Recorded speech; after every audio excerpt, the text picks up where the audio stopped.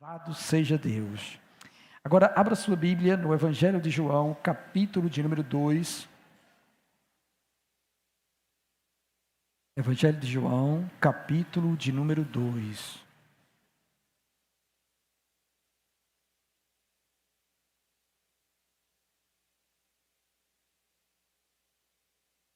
Ó, o Senhor é Deus. Evangelho de João, capítulo de número 2. Todos acharam, amém? João, capítulo de número 2. Nós vamos ler do verso 18 ao 22. João, capítulo 2, do verso 18 ao verso 22. Que diz assim: Perguntaram-lhe, pois, os judeus: Que sinal nos mostras para fazer estas coisas? Jesus lhe respondeu: Destruí este santuário, e em 3 dias o reconstruirei. Replicaram os judeus: Em 46 anos foi edificado este santuário, e tu em 3 dias o levantarás? Ele, porém, se referia ao santuário do seu corpo. Quando, pois, Jesus ressuscitou dentre os mortos, lembraram-se os seus discípulos de que ele dissera isto, e creram na Escritura e na palavra de Jesus. Amém. Vamos orar? Maravilhoso Senhor, nós estamos diante da Tua palavra e necessitamos, ó Deus, que o Senhor possa iluminar a nossa mente, o nosso entendimento, a fim, ó Deus, de que venhamos a entender, Senhor, a mensagem transmitida por estes versos esta noite. Ó Deus, que o Senhor possa nos abençoar e agraciar a cada um de nós com a Tua divina luz, Senhor, fazendo, Senhor, com que o nosso coração entenda. E à medida que venhamos a entender, Deus, tudo o que deseja falar a nós esta noite, possamos nós, ó Deus, glorificar o Teu nome, vivendo, Senhor, inteiramente para Ti. Opera, Deus, sobre nós e faz, ó Deus, a Tua obra nesta noite, neste momento, Senhor, em que a Tua palavra, Senhor, será lançada diante de toda alma presente neste lugar. Concede-me também graça e sabedoria, e que o Senhor, ó Deus, seja engrandecido esta noite. Em nome de Jesus Cristo, amém. Glória a Deus. Bem, amados irmãos, mais uma vez, tá bom?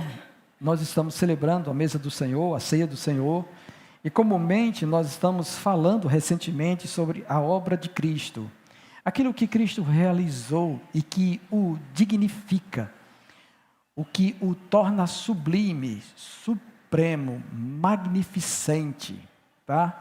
Pois somente Ele é quem é e faz o que faz, conforme Deus designou para que seja feito. Aí, o Evangelho de João é um evangelho singular, que fala acerca de Jesus como Filho de Deus, e trata disso, de mostrar a grandiosidade desse Cristo. E o modo pelo qual o evangelista João esboçou o livro, sempre vai ter essa tônica. Ele vai colocar um sinal no começo do capítulo, e depois do sinal vai ter um discurso onde verdades acerca de Jesus Cristo são apresentadas. Também não é diferente nesse capítulo de número 2. Como muitos já ouviram falar na transformação de água em vinho, feita por Jesus Cristo, não é? Pronto, o capítulo 2, ele principia assim. Vai dizer que Jesus estava em Caná da Galileia e ele estava num casamento, nas bodas, e então faltou vinho. Aí sua mãe fala com ele, né, e ele retruca do outro lado, dizendo: mulher, que tenho eu contigo, ainda não é chegada a minha hora.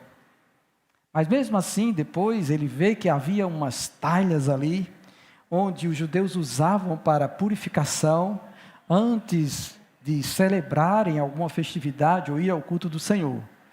Então Jesus pede para que homens encham aquelas talhas de água até a boca, e depois que as talhas são enchidas, ele converte a água em vinho. Manda então o mestre provar, e o mestre prova e fica admirado com o sabor do vinho. e diz diante de todos que todos comumente, geralmente servem o melhor primeiro, e depois que os convidados estão já um pouco embriagados, é que eles vão servir o péssimo vinho. Mas este está dando o melhor vinho depois, ou no final. Aí diante disso é dito que com este sinal, Jesus principia, né, a sua obra e o seu ministério daqui por diante.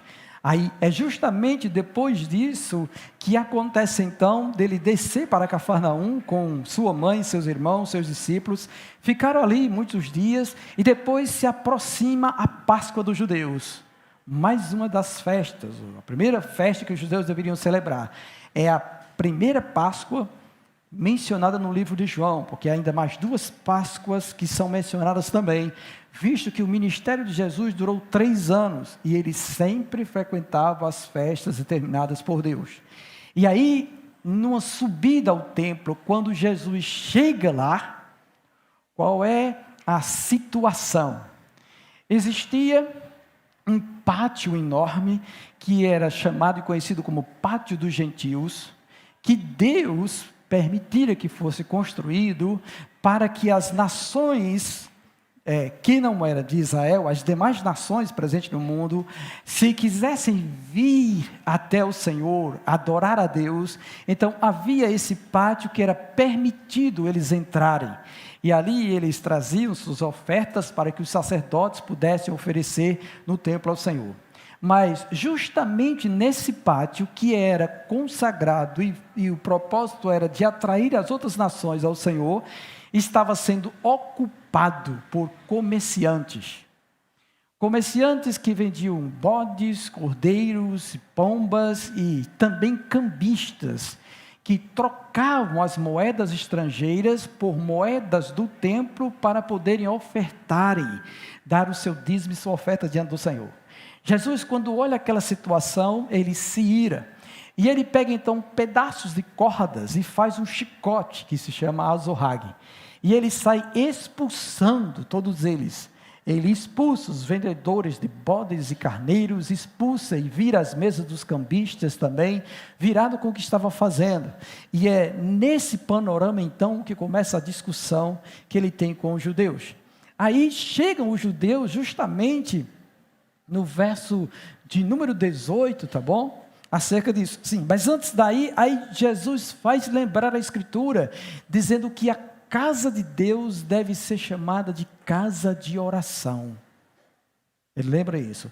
Isso está lá no livro do profeta Isaías, capítulo 56, que fala sobre isso aí. O próprio Deus diz que a minha casa será chamada casa de oração para todas as nações.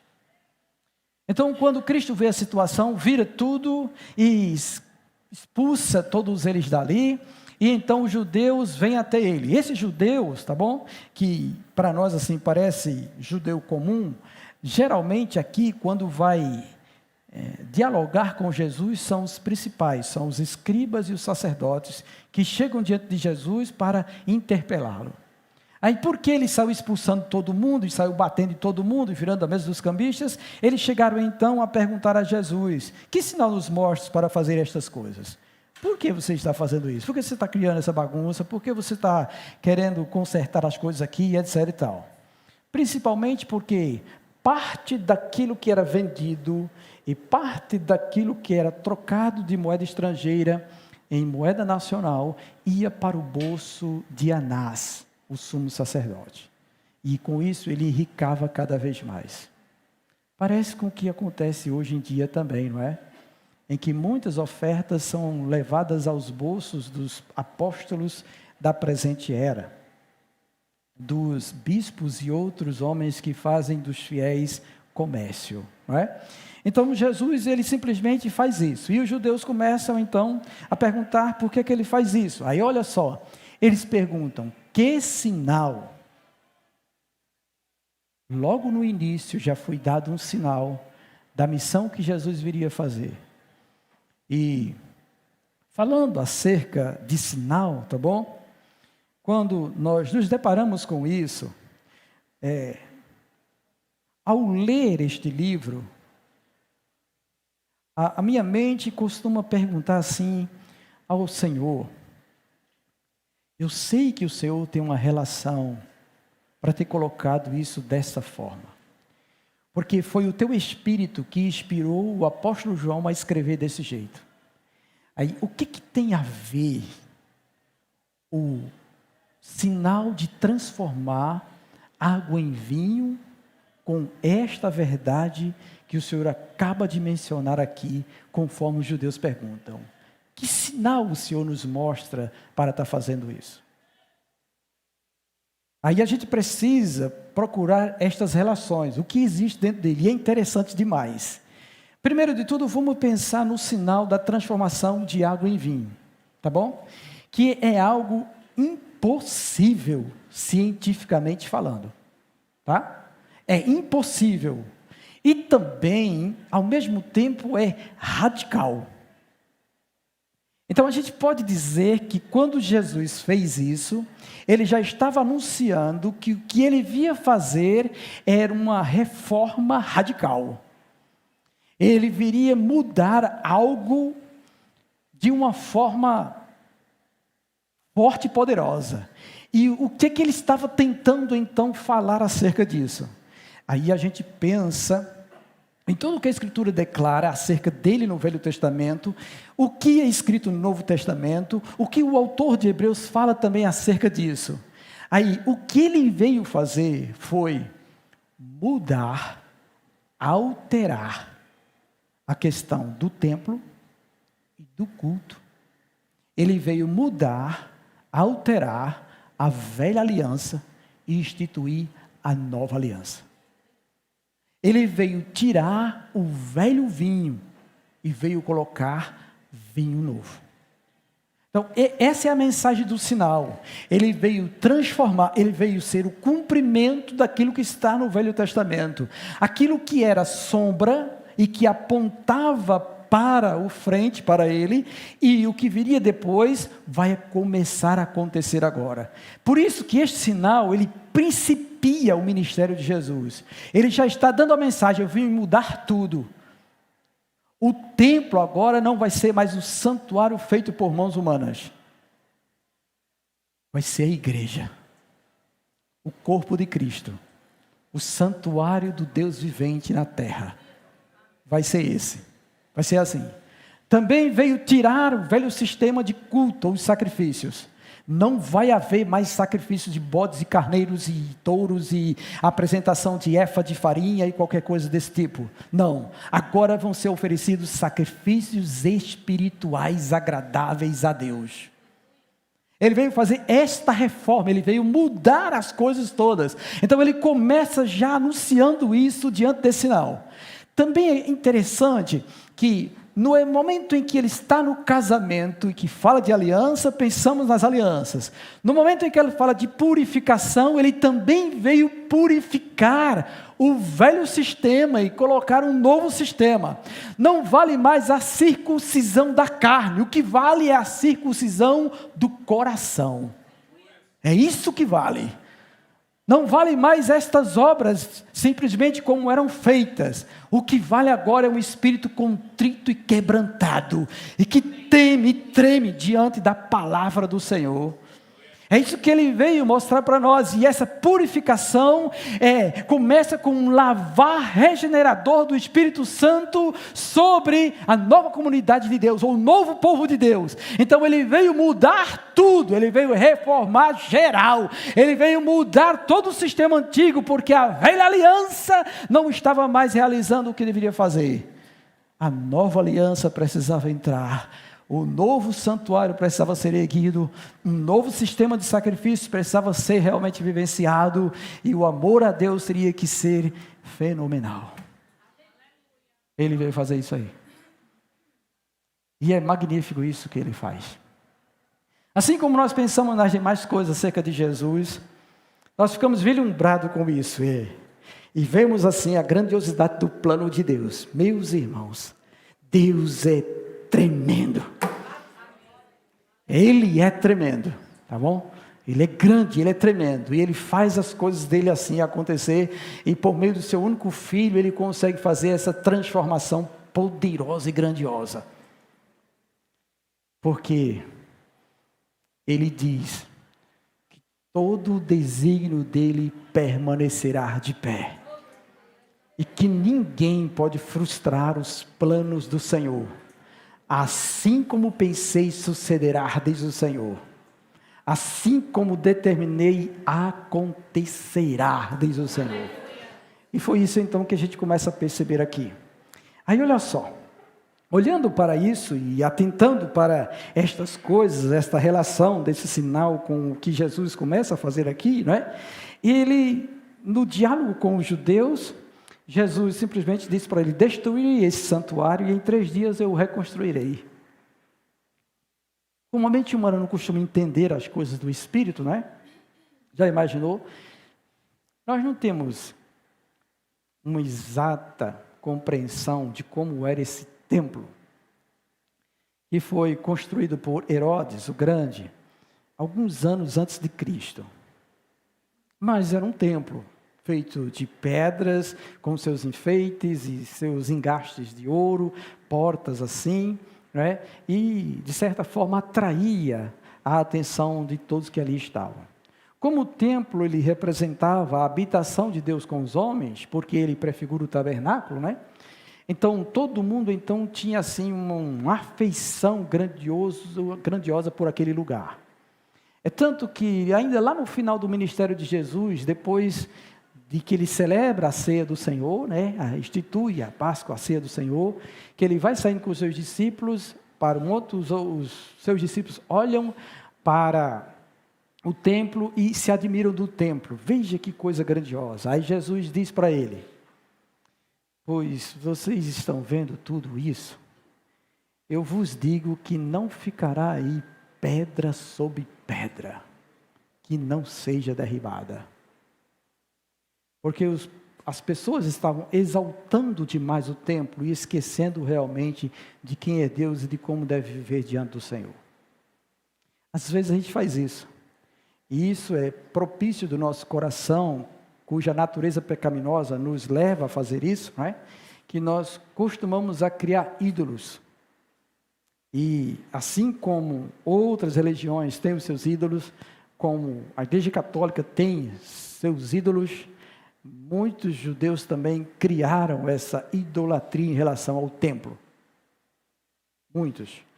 E Jesus então veio realmente radicalizar, mudar esse negócio. Então ele fala sobre isso.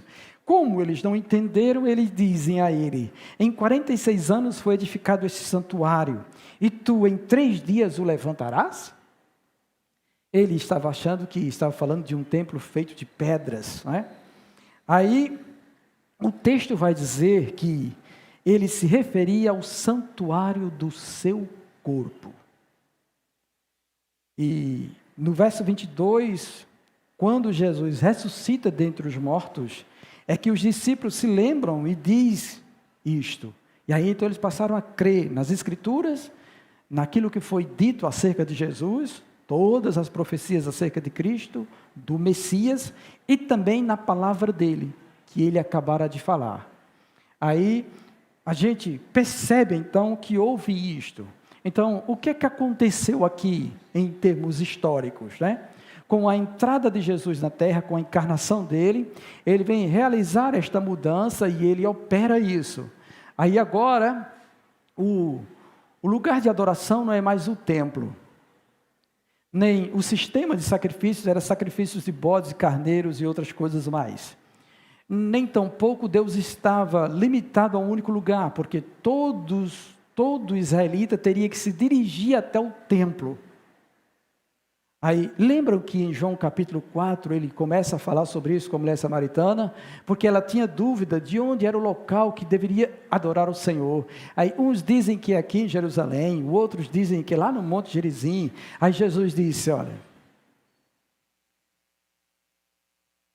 chegou o tempo, e agora é, em que nem adorareis em Jerusalém, nem no Monte Gerizim, mas os verdadeiros adoradores adorarão o Pai em espírito e em verdade.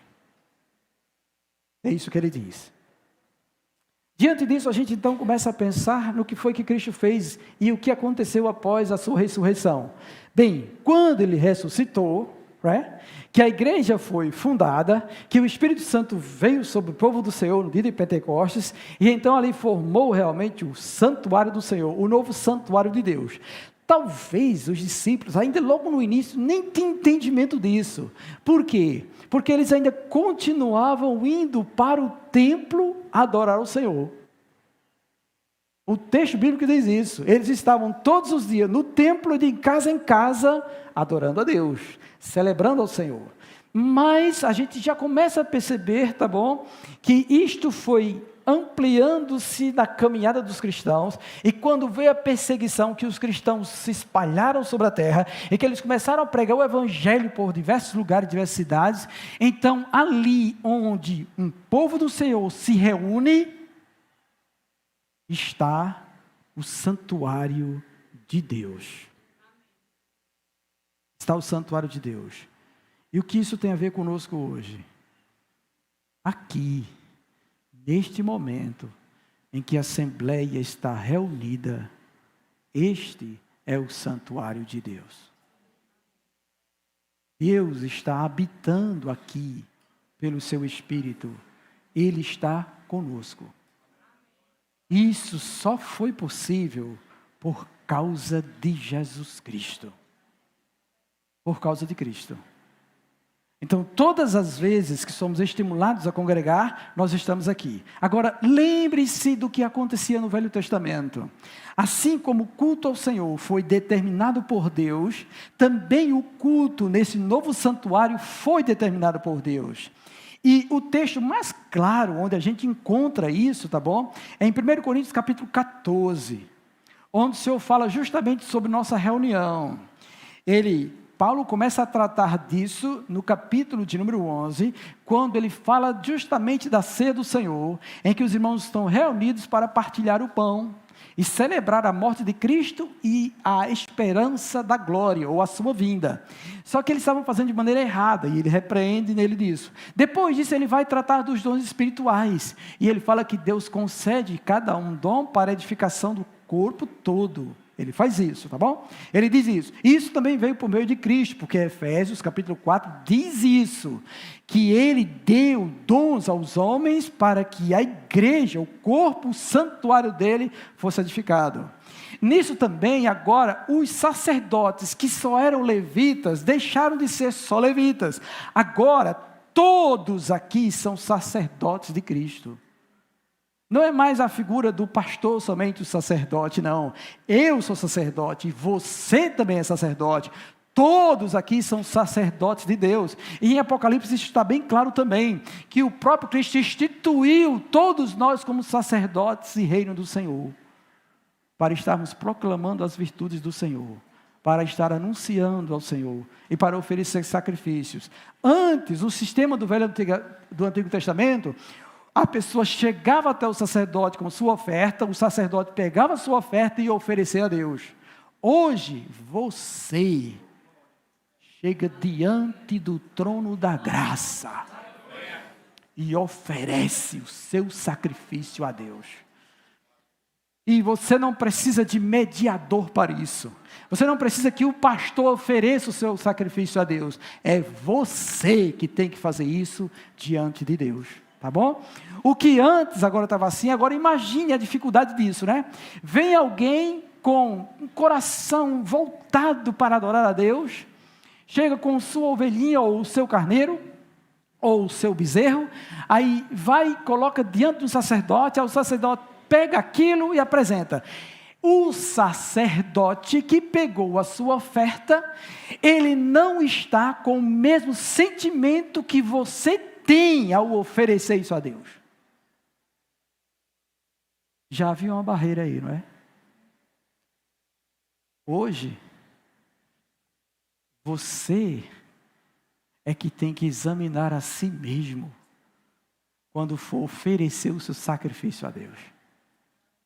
E Ele está esperando você a apresentar-se diante dEle com o coração voltado para adorá-lo.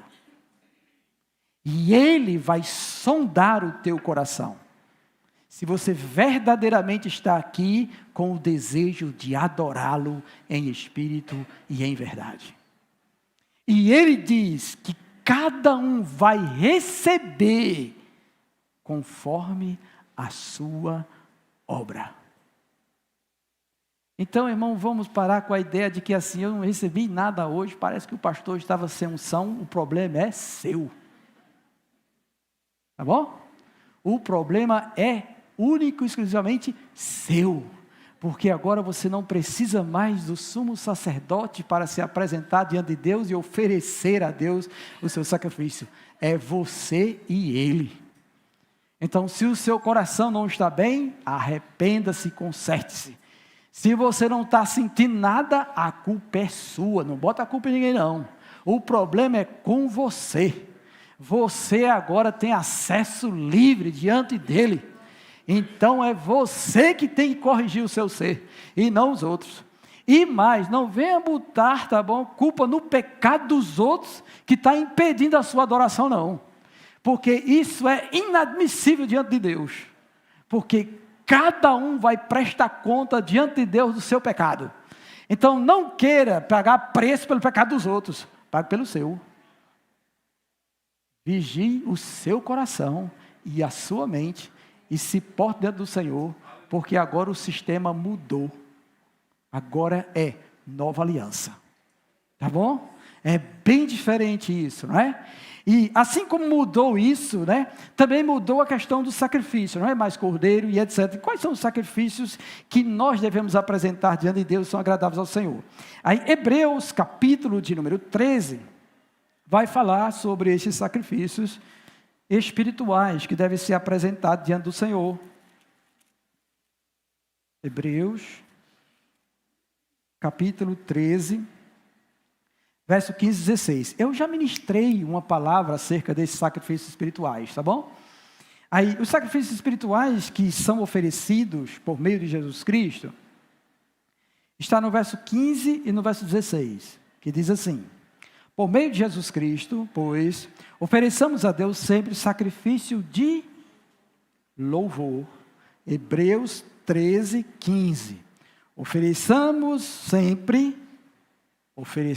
a Deus sempre. Sempre. Entenderam? Sempre. No Velho Testamento, o candelabro e o altar de sacrifício permaneciam acesos continuamente. O altar de sacrifícios, o fogo queimava dia e noite para oferecer sacrifícios a Deus. Aí olha a troca. Agora, no novo sistema do Senhor Jesus Cristo, inaugurado por Ele, é para oferecer sempre diante dEle sacrifício de louvor. Por isso é inadmissível, tá bom, nós chegarmos na igreja e não louvarmos ao Senhor. Tá? Não abrimos o nosso lábio e cantar a Deus. A gente precisa louvar a Deus, porque isto é um sacrifício exigido por Ele no culto a Ele. Tá bom? Ele diz isso. E ele diz mais, que é o fruto de lábios que confessam o seu nome. Você não é crente? Amém? Todo mundo aqui é crente? Todo mundo aqui é cristão?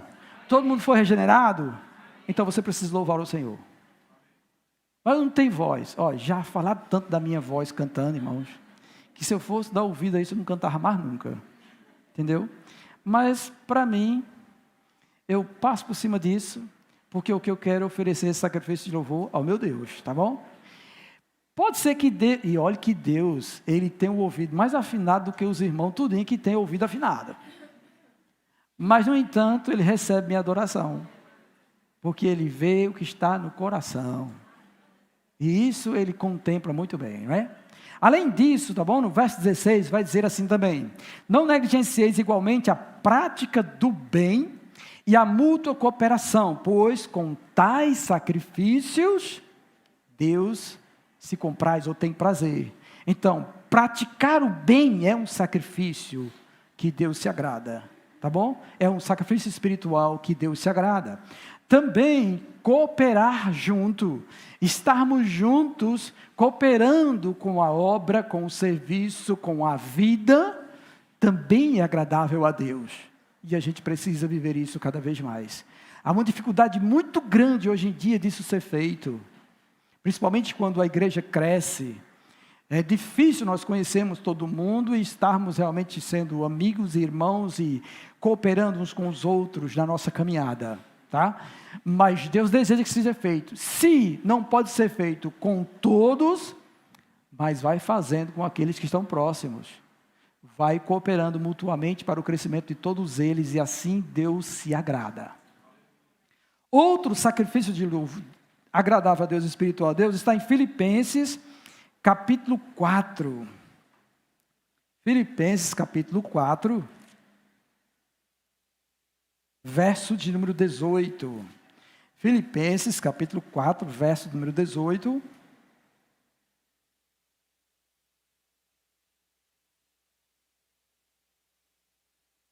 Vai dizer assim, Filipenses capítulo 4, verso 18.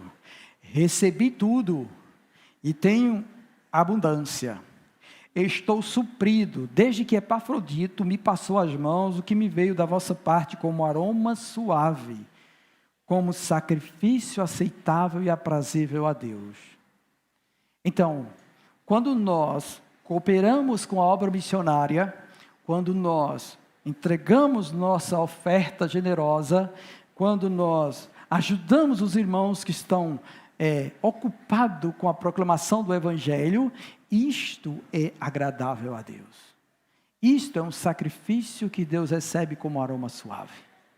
Tá bom? Então a gente precisa pensar nisso também, faz parte disso também, não é? Da nossa cooperação para que Deus venha a continuar expandindo o seu evangelho por meio dos seus servos. E aí então, quando a gente entrega nossa oferta, nosso dízimo e outras ofertas generosas que alguém pode dar em prol de um determinado missionário, missionária, pastor, igreja, etc., para que o evangelho se expanda cada vez mais, tá bom? Isso é agradável a Deus. E um outro sacrifício também se encontra na primeira carta de Pedro, capítulo de número 2. Primeira carta de Pedro, capítulo de número 2.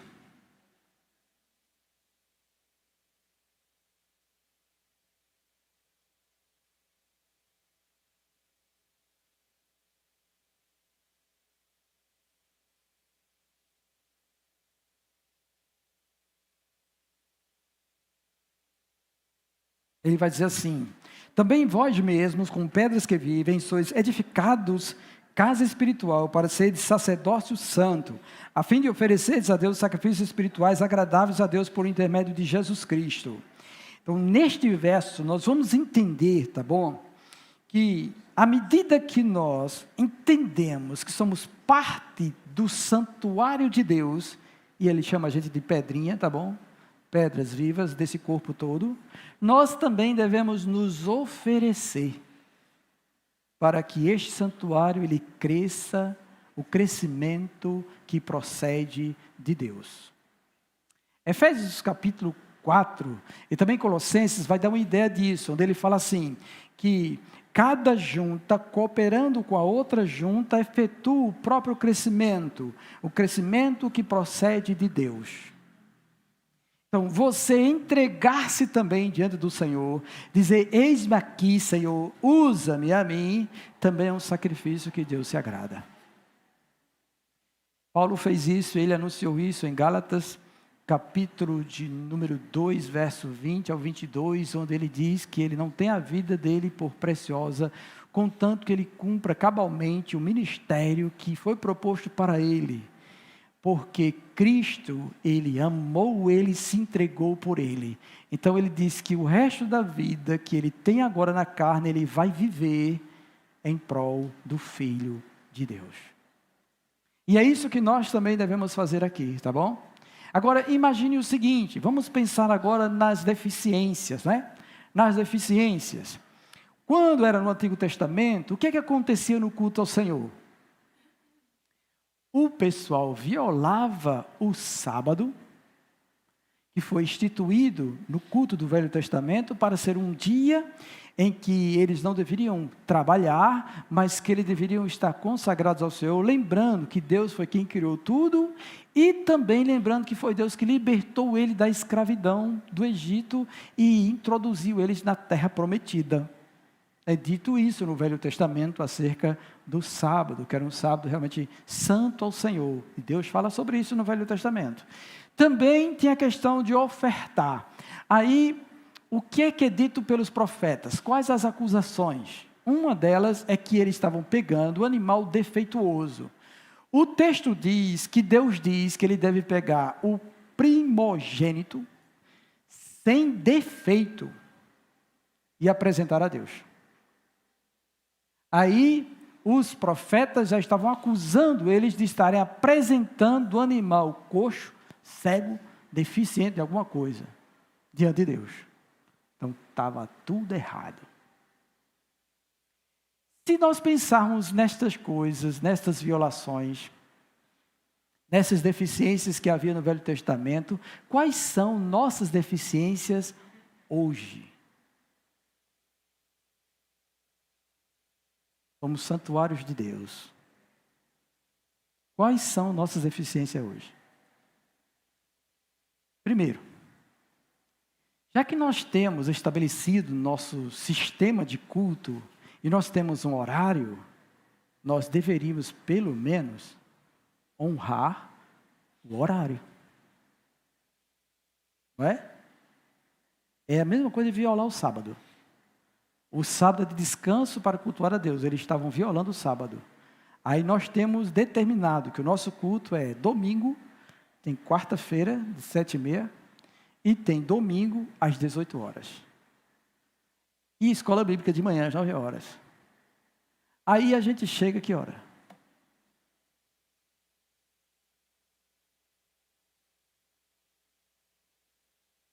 Eita! Misericórdia, não é? Não é isso mesmo? Misericórdia?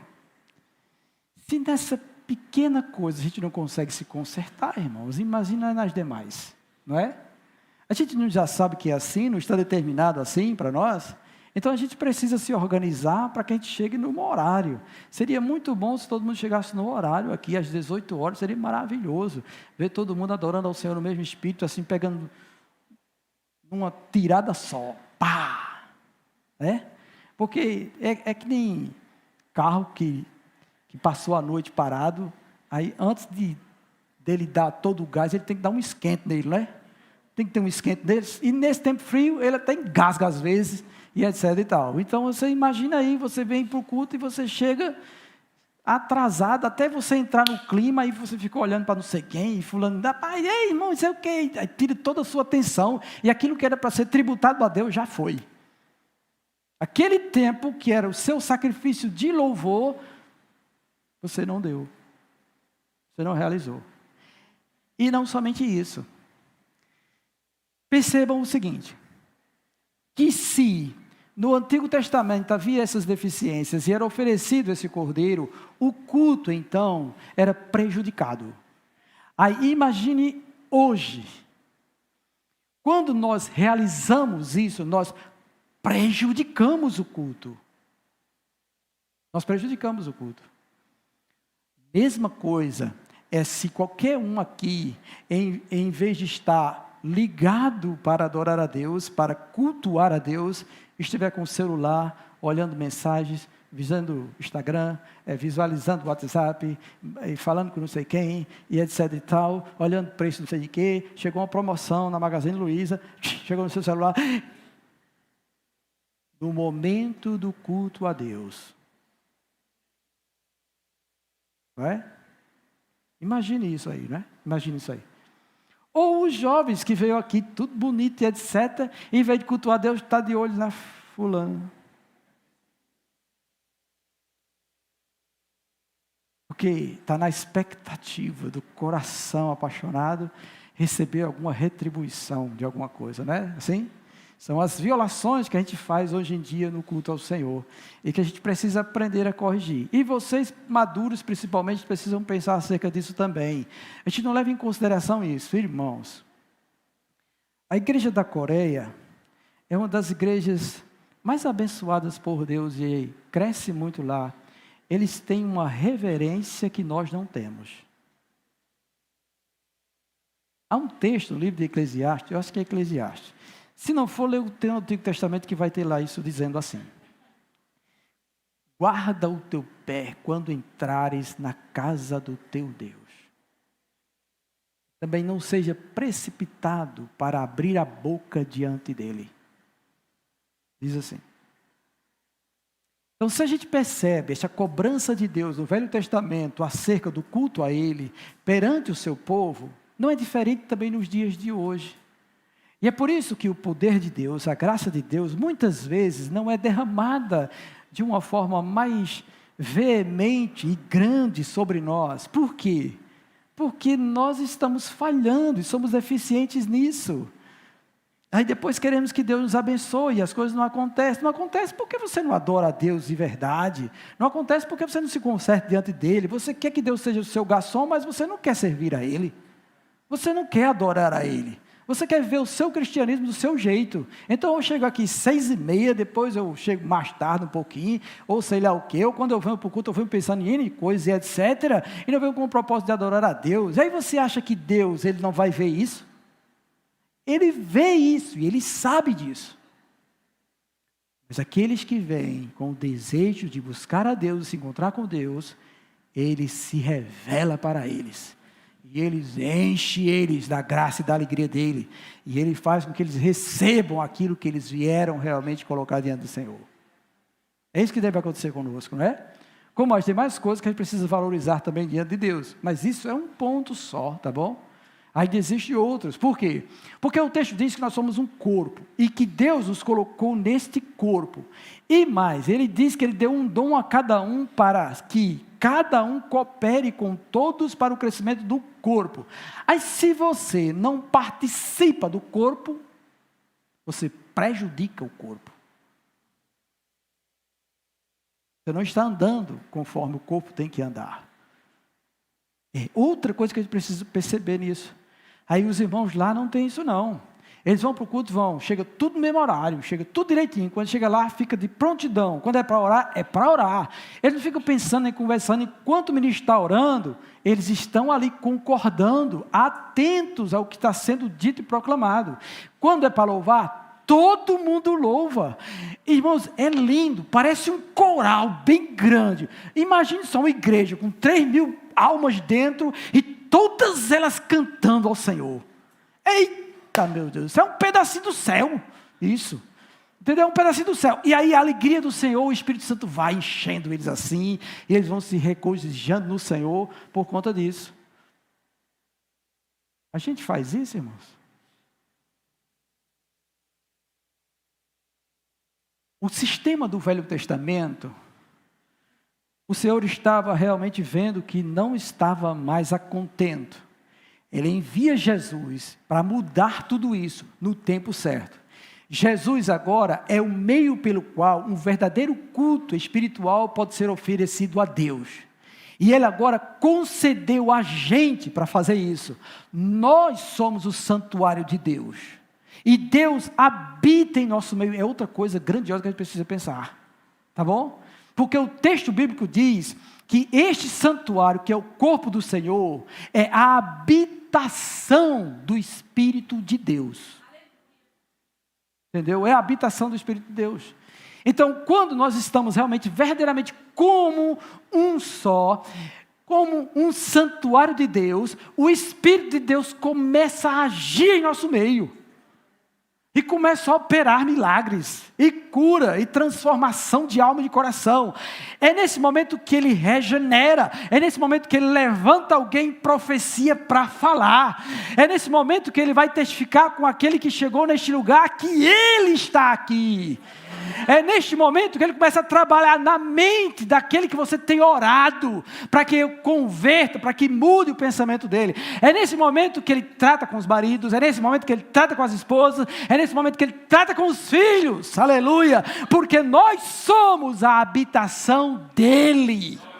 Oh, glória a Deus! E a gente precisa entender estas coisas. Precisamos estar realmente revestidos desse conhecimento, dessa verdade, que é oculto para os outros, mas Deus tem revelado aqui para nós. E você precisa estar ciente disso. Eu preciso estar ciente disso. Então eu não vou chegar mais e ficar batendo papo com quem quer que seja lá fora. O que é que você veio fazer lá fora, irmão? Se a Assembleia é aqui, irmão, se o Espírito Santo quer aqui fazer uma obra em nosso meio, como é que você vem e vai ficar lá fora, batendo papo de Flamengo, de Corinthians, sei lá de quê, lá fora?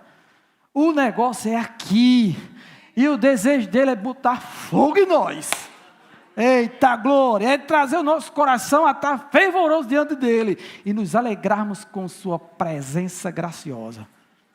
É isso que deve acontecer conosco, né? É assim que realmente nós devemos nos portar diante do Senhor e começarmos a retirar essas deficiências todas que há em nós. Agora, como é dito pelo profeta Zacarias, não é por força nem por violência. Às vezes a gente tenta fazer isso do nosso jeito, né? A gente, que eu digo, pastor, presbíteros e diáconos, a gente quer botar o povo à força. Meu irmão, venha, fica aqui dentro, pelo amor de Deus, não está de pegar assim e sentar ele na cara. Fica aqui, abençoado, aqui. E adora a Deus, mas o cabra não faz. E se ele ficar assim, ele vai ficar com raiva de nós. Aí não adianta de nada, adianta. Mas quando Deus está falando conosco, é porque Ele deseja que você converta o seu coração para Ele. Ele quer que você seja voluntário nisso. Ele quer que você se apresente a Ele. E chegue aqui para adorá-lo verdadeiramente. Ele deseja isso de nós. Ele quer ver isso em nós. Não é? Aí, esse negócio de ser corpo do Senhor é muito sério. Porque se alguém, tá bom? Agora vamos para 1 Coríntios capítulo 3. Se alguém começar a distorcer isso, se alguém começar a mudar isso, tem uma consequência muito drástica.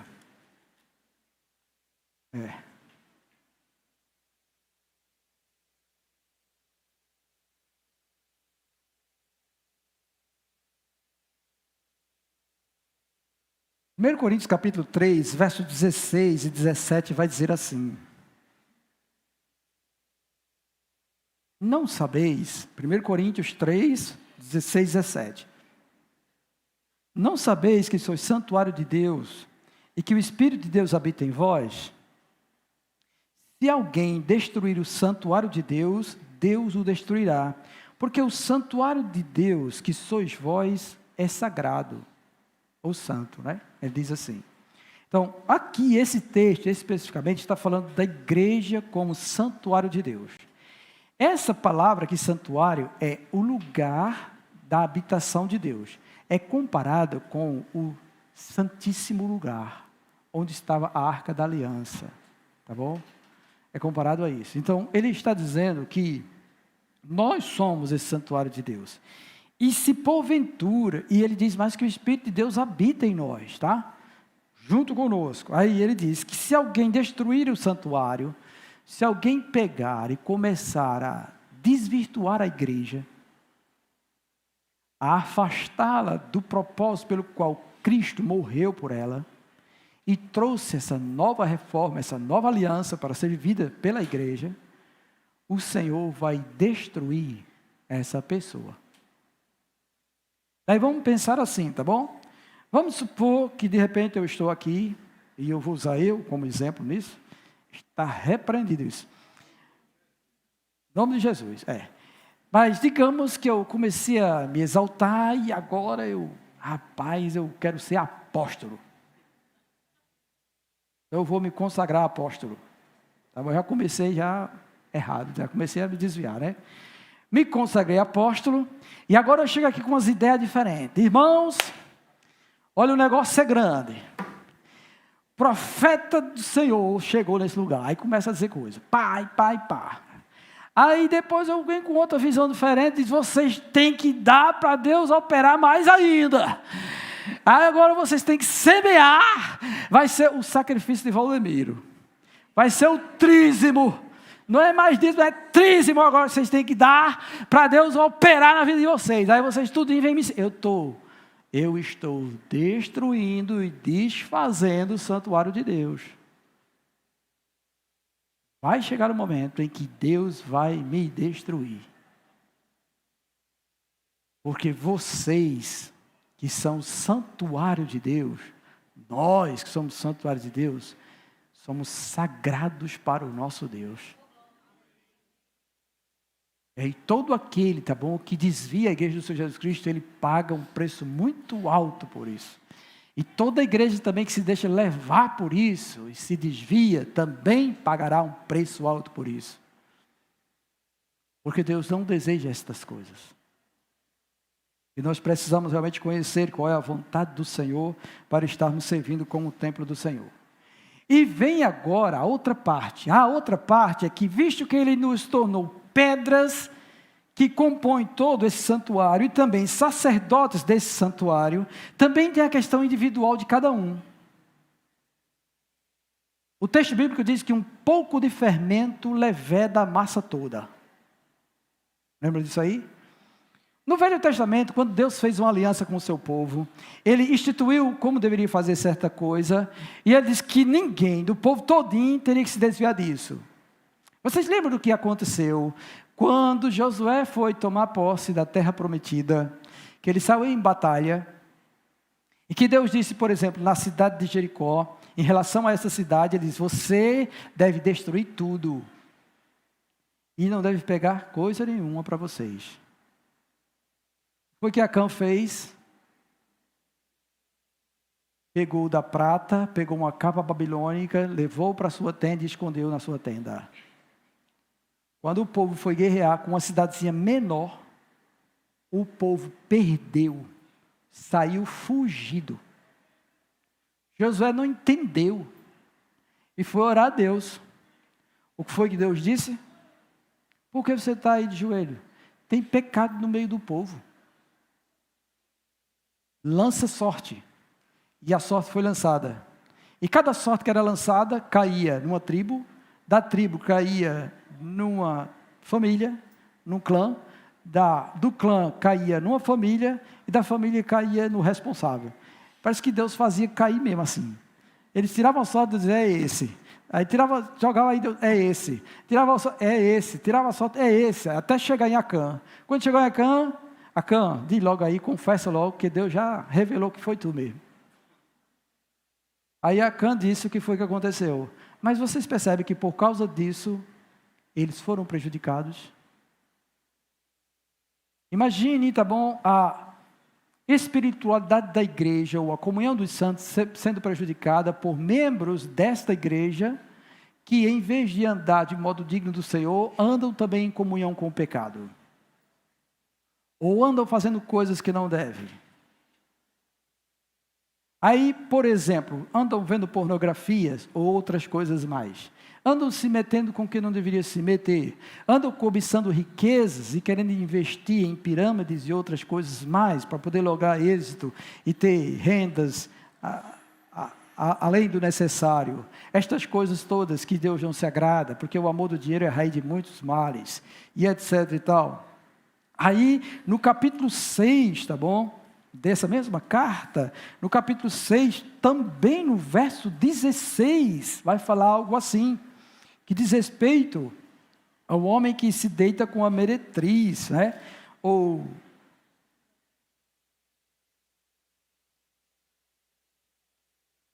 pratica sacrifícios a deuses estranhos, cultuando em um culto pagão. Aí o capítulo, verso 16, diz assim, ou não sabeis que o homem que se une à prostituta, se forma um só corpo com ela? Porque se, como diz, serão dois uma só carne, ele fala sobre isso aí. Aí no verso 19 ele vai dizer assim, acaso não sabeis que o vosso corpo é santuário do Espírito Santo, que está em vós, o qual tendes da parte de Deus, e que não sois de vós mesmos? Aí você imagine estar um crente aqui dentro, tá bom? Com a sua mente carnal pensando em safadeza, com enxerimento e outras coisas mais. Essa pessoa, tá bom? Ele acaba impedindo da graça do Senhor ser mais abundante no nosso meio, porque ele está contaminado pelo pecado, entristecendo o Espírito Santo que nele habita. Precisa se arrepender, confessar o seu pecado e abandoná-lo. Precisa corrigir todo o seu ser. E N outras coisas mais, tá bom? Que nós afetamos o bom caminhar e o bom andamento do templo do Senhor, do santuário do Senhor. Nós poderíamos enumerar muitas outras coisas, mas eu creio que o Espírito Santo que habita em nós, ele é capaz de nos revelar cada coisa. E ele revela a si mesmo, sem precisar ele estar levantando alguém para chegar diante de você e dizer que você é assim, faz isso, para humilhar você diante dos outros. Aprenda a ouvi-lo. Ele revela o que está em nós. Tá bom? Ele revela. O que está errado, ele revela. Verdadeiramente ele revela. É só buscar que ele revela. Ele diz na hora. Porque ele deseja aperfeiçoar você. Ele deseja que você seja santo. Ele quer isso. É a vontade de Deus. A vossa santificação. Ele quer isso. Ele quer conformar você com Jesus Cristo. Entendeu? Ele quer ver o seu coração realmente buscando, desejando e amando a Ele acima de tudo e todas as coisas. Ele deseja isso. Então, se há impedimento, conserte sua vida. Vá diante dele, peça perdão. E não fique colocando empecilhos e etc. para estar se entregando ao Senhor e servindo a Deus e sendo realmente templo do Espírito Santo. Para a glória de Deus, né? Louvado seja o Senhor por causa disso. Bendito seja Deus por causa disso, né? Aí outra coisa que eu preciso encarar nisso, tá bom? É que isso é uma realidade para nós. Depois de toda a obra de Cristo, isso já aconteceu há 1000 e tantos anos atrás. Isso é real para nós. É verdadeiro para nós. Então a gente deve viver conforme isso. Não vamos pensar que vai melhorar, não. Você tem que melhorar agora, não é amanhã não, é hoje, é já. Porque esta obra é nossa. O tempo agora é o nosso. Daqui a pouco ele chama a gente para a glória e outros vão assumir nosso lugar. Então é nossa vez de estarmos realmente servindo como templo de Deus, sendo verdadeiros adoradores que adorem em espírito e em verdade. A vez é agora, tá bom? Então vamos orar por isso. Vamos pedir que Deus transforme o nosso coração, né? Que Ele coloque mais desejo por Ele. Que a gente possa nos apresentar a Ele como Ele designou para nós. Então, curve sua cabeça aí onde você está. E você mesmo comece a orar a Deus. Peça a Deus que purifique seu ser. E ajude você a ser um verdadeiro adorador.